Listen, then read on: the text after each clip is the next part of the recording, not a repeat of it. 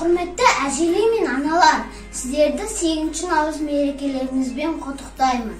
Сіздер болмағанда жарық дүниенің қадірін, мейірім шапағатын терең сезбес едік. Қашанда жаныңызда жақсылық нәсіп болсын. Дүйім дүниенің жалпақ жалғанның бар асылын, бар ғаламатын сыйласақ та, аналар, сіздердің алдыңыздағы борышымызды өтей алмаймыз. Сол себептен сіздерді 8 наурыз мерекесімен шын жүректен құттықтаймын. Сіздерге зор денсаулық, дүниеде зор бақыт тілеймін. Анадан туған ақындар ең асыл сөздерін ең алдымен анаға сыйлаған. Біз қиналғанда, қуанғанда есімізге ең бірінші ана түседі. Сіздер аман болып жүріңіздер. Сіздерді 8 наурыз мерекесімен құттықтаймын.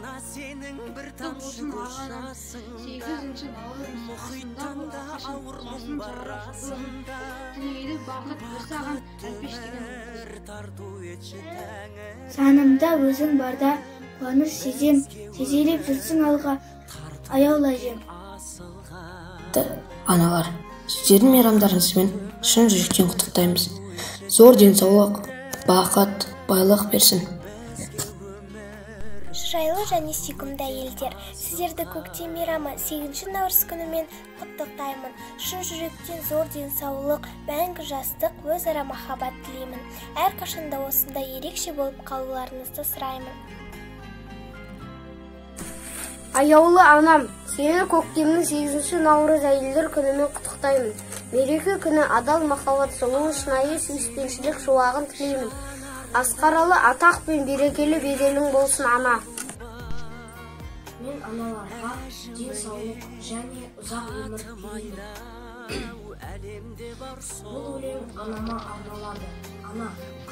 Анам менің аялаған ақ гүлім. Анам менің бақытым мен шаттығым. Неге ғана естімеген тәтті үн. Анам менің өмірдегі тірегім. Анам менің кеудемдегі жүрегім. Егер менің қасымда сен болсаң, өмірде мен қалай жүрем? 8 наурыз келе жатқан аналар мен қыздарды құттықтаймын. Әйел деген бір әлем, келесі мейлі келіспе. Әр отаудан күн ол орбитасы ерекше. Әр ошақтың жылуы, бақыты мен бағыты. Әр жігіттің жартысы таңдап алған сұлуы.